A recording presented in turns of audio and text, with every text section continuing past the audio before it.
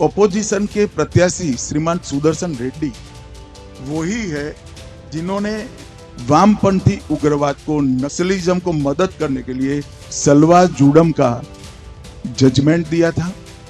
और सलवा जुडम का जजमेंट न होता तो वामपंथी उग्रवाद 2020 तक समाप्त हो गया।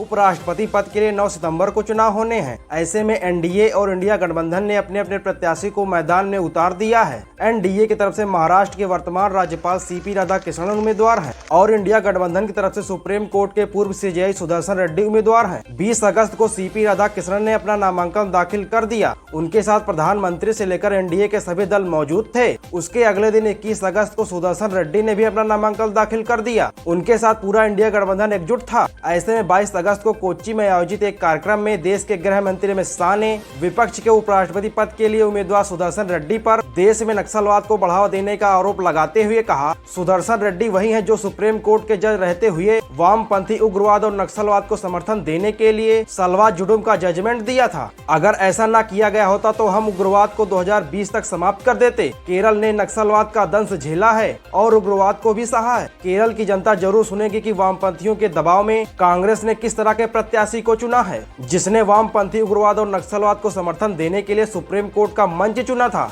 आपको बता दें कि सुदर्शन रेड्डी का नक्सलवाद से सीधा संबंध नहीं था, लेकिन उनका नाम इस संदर्भ में इसलिए आता है क्योंकि आंध्र प्रदेश के लोकायुक्त रहते समय रेड्डी ने कई बार सरकार को यह सुझाव दिया था कि नक्सलवाद को सिर्फ पुलिस हिंसा से नहीं बल्कि सामाजिक न्याय, विकास और संवाद के जरिए ही हल किया जा सकता है। रेड्डी का मानना था कि गरीबी, असमानता, आदिवासियों के शोषण के कारण नक्सलवाद फैलता है। आइए समझते हैं सलवा जुडुम क्या है, जिसका जिक्र गृह मंत्री अमित शाह ने किया है। छत्तीसगढ़ में 2005 के आसपास सलवा जुडुम नामक एक जन आंदोलन ने जन्म लिया, जिसे सरकार ने नक्सलवाद के खिलाफ जनता की आत्मरक्षा मुहिम बताया। दरअसल यह एक तरह से सरकारी समर्थन प्राप्त मिथलिया थी, जिसमें आम आदिवासियों, खासकर युवाओं को बंदूक देकर नक्सलियों से लड़ने भेजा गया। इन लोगों को एसपीओ कहा जाता था, लेकिन बाद में पता चला कि एसपीओ ने गाँव के लोगों पर हिंसा, बलात्कार और हत्या जैसे अपराध किए हैं। इस पर मानवाधिकार के कार्यकर्ताओं ने सुप्रीम कोर्ट में याचिका दायर कर दी। याचिका में कहा गया कि सरकार मासूम आदिवासियों को हथियार देकर लड़ाई में झोंक रही है, जो संविधान और मानवाधिकार के खिलाफ है। इस पर सुप्रीम कोर्ट ने 5 जुलाई 2011 को जस्टिस सुदर्शन रेड्डी और जस्टिस निज्जर की बेंच ने एक ऐतिहासिक फैसला सुनाया। इस फैसले में कोर्ट ने सलवा जुडुम को असंवैधानिक घोषित कर दिया। सरकार को आदेश दिया कि सभी एसपीओ को तुरंत हटा ले। सुदर्शन रेड्डी का नक्सलवाद से संबंध यही है कि उन्होंने अपने फैसले में यह साफ कर दिया कि राज्य को जनता के खिलाफ हथियार बंद सेना नहीं बनानी चाहिए।